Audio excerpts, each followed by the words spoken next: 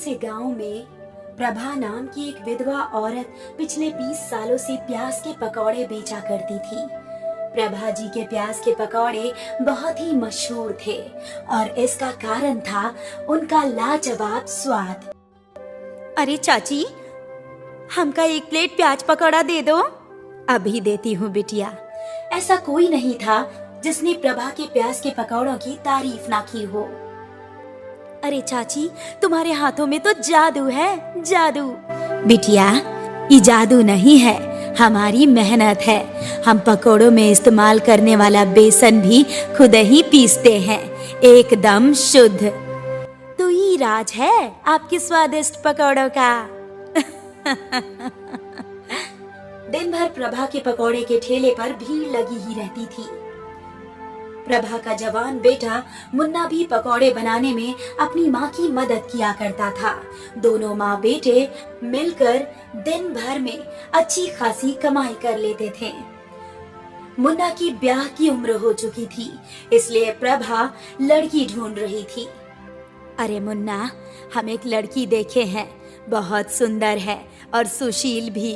तुम्हें पसंद हो तो बात आगे बढ़ाएं। माँ, तुमको जो भी लड़की पसंद है हम उसी से शादी करेंगे। ये हुई ना बात। अगले सप्ताह ही प्रभा और मुन्ना ने लड़की देख ली और देखते ही उन्हें वो लड़की पसंद आ गई। शादी की बात आगे बढ़ी और 2 महीने बाद मुन्ना और रानी की शादी हो गई। आज प्रभा बहुत खुश थी कि उसके परिवार में एक और सदस्य जुड़ गया है। प्रभा ने अपनी बहू को अपनी बेटी की तरह माना। अरे ओ दुल्हन, सुन रही हो? हम ठेले पर जा रहे हैं, तुम मुन्ना के हाथ से हमारा खाना भिजवा देना। सासू माँ, खाना लगभग तैयार है। आप तनिक खा के निकल जाती तो अच्छा होता। अरे नहीं नहीं दुल्हन, बहुत देर हो गई है। हमारे ग्राहक हमारा इंतजार कर रहे होंगे, हम जा रहे हैं। प्रभा अपने काम पर कभी भी देर से नहीं पहुंचती थी। वो हमेशा समय पर ठेला खोलती थी और जब तक ग्राहक खत्म नहीं होते वो ठेले पर ही बैठा करती थी। प्रभा बहुत ही मेहनती थी, इसलिए उसकी कमाई भी बहुत अच्छी खासी हुआ करती थी और खास करके बरसात में उसके प्याज पकौड़े बहुत बिका करते थे। एक दिन की बात है, प्रभा जंगल के रास्ते से गुजर रही थी। तभी उसके बगल से एक नाग गुजरा। नाग को देखकर प्रभा ने हाथ जोड़ लिया। हे नाग देवता, अपनी कृपा हम पर सदैव बनाए रखना।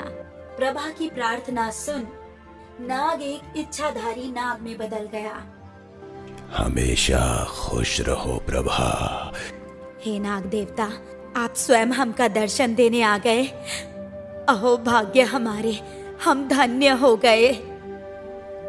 प्रभा, तुम्हारी ईमानदारी से हम प्रसन्न हैं। तुमने अपने जीवन में बहुत मेहनत की है और अब इसका फल तुम्हें मिलेगा। नाग देवता ने प्रभा को एक छोटा सा शिवलिंग दिया। इसे अपने ठेले पर स्थापित कर दो। भोलेनाथ तुम्हारी जिंदगी बदल देंगे। जैसी आपकी आज्ञा। तुम्हारा कल्याण हो। नाग देवता प्रभा को आशीर्वाद देकर चले गए। वो शिवलिंग लेकर प्रभा अपने ठेले पर आई। नाग देवता के आदेश अनुसार उसने शिवलिंग को स्थापित कर दिया। जय भोलेनाथ। जय भोलेनाथ। मुन्ना, ये कोई मामूली शिवलिंग ना है, ये हमें खुद नाग देवता ने दिया है। हमेशा इसका ख्याल रखना। जी अम्मा। उस दिन से तो प्रभा के प्याज के पकौड़े के ठेले पर ग्राहकों की भीड़ लग गई। पहले हमका दो। ऐसा कैसे तुमको?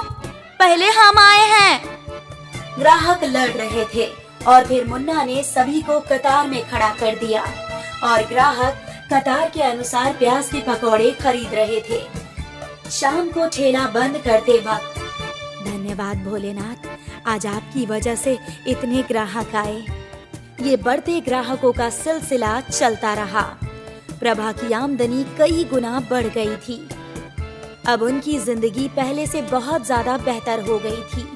मुन्ना ने नया स्कूटर खरीद लिया था। प्रभा ने घर को 2 मंजिला बनवा लिया था। प्रभा का पूरा परिवार बहुत खुश था। एक दिन की बात है जब प्रभा और मुन्ना की छुट्टी का दिन था। प्रभा की बहू रानी प्रभा के सर में तेल लगा रही थी। अरे बहू रानी, अच्छे से तेल लगाओ। इतने ग्राहकों को संभाल संभाल कर हमरा तो माथा फटा जा रहा है। अम्मा, हमको लगता है कि हमें किसी और को भी काम पर रख लेना चाहिए। जरूरत तो है किसी की, पर बिटवा तू तो जानत है ना कि अगर हम बाहर वाले को काम पर रखेंगे तो वो हमारे प्याज पकौड़े की विधि चुरा लेंगे और खुद का नया व्यापार खोल लेंगे। हाँ माँ, लेकिन और हम क्या कर सकते हैं? सासू माँ, अगर हम भी आपकी मदद करें तो वैसे भी 12 बजे तक हमारा सारा काम निपट जाता है। उसके बाद हम भी ठेले पर आपकी मदद कर सकते हैं। हाँ, कर तो सकती हो, पर बिटिया तू बहुत थक जाएगी। अम्मा, आप इतनी बुजुर्ग होकर भी ये सब कर सकती हो तो हम कैसे नहीं कर सकते हैं? हमको मौका तो देकर देखिए। पर याद रखना रानी, पकौड़े हमारी तरह ही बनने चाहिए, थोड़ा सा भी बदलाव नहीं चलेगा। बिल्कुल आपकी तरह ही बनेंगे अम्मा। अगले दिन दोपहर में रानी भी ठेले पर आ गई। प्रभा ने उसे प्याज पकौड़े बनाने की विधि सिखाई। इसके बाद रानी भी बिल्कुल प्रभा की तरह ही पकौड़े बनाने लगी और इस बीच प्रभा कुछ घंटों के लिए घर पर आराम करने जाया करती थी। अब रोज दोपहर 12 से 4 तक रानी ही ठेले पर पकौड़े बनाया करती थी। रानी भी हैरान थी कि ग्राहक कम ही नहीं होते थे। तब मुन्ना ने उसे विशेष शिवलिंग के बारे में बताया। तो ये सब काम इस शिवलिंग का है। हम तो वही सोच रहे थे कि सासू माँ के पकौड़ों का कमाल है। वो तो है, पर ये इतनी भीड़ इस शिवलिंग से ही हुई है। अब रानी राज समझ चुकी थी। एक दिन की बात है, ठेले पर बेसन खत्म होने वाला था। हम जल्दी जल्दी घर जाकर बेसन पीस कर लाते हैं। अरे बाप रे, घर जाएंगे तो फिर इतनी मेहनत करेंगे, इसकी कौनो जरूरत नहीं है। का मतलब? बेसन तो दुकान में भी मिलता है ना, उससे भी पकौड़ों के स्वाद में कौनो फर्क नहीं आएगा। सच्ची? झूठ लग रहा है तो एक बार लाकर देखो। हम तो अपने मायके में दुकान वाले बेसन से ही पकौड़े बनाते थे। बात तो सही है, एक बार कोशिश करके देखते हैं। मुन्ना दुकान से बेसन ले आया और फिर रानी ने उस बेसन के पकौड़े बनाए। दोनों ने पकौड़े चखे तो उसमें ज्यादा फर्क नहीं था। ये तो लगभग अम्मा के पकोड़े जैसी ही है। हम कहे थे ना, उस दिन रानी और मुन्ना ने ग्राहकों को बाजार के बेसन के पकौड़े ही खिलाए। ग्राहक भी खरीद रहे थे तो उन्हें ज्यादा फर्क पता नहीं चला। घर जाकर मुन्ना ने ये बात अपनी माँ को बताई। बेटा, ये तो तुमने अच्छा किया, अब एक बार कर लिया तो ठीक है, पर आगे मत करना।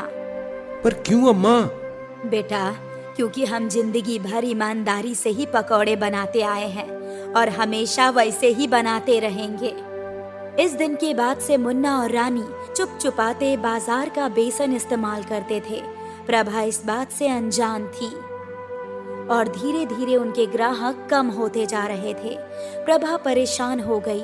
वो शिवलिंग से बातें करने लगी। हे भोलेनाथ, हमसे कौन सी गलती हो गई? कृपया हमारा मार्गदर्शन कीजिए। उसी वक्त प्रभा के सामने वो नाग देवता वापस प्रकट हुए। प्रभा। प्रणाम नाग देवता।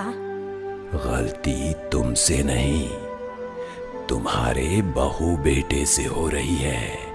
वो दोनों जानबूझकर बाजार का हानिकारक बेसन इस्तेमाल कर रहे हैं।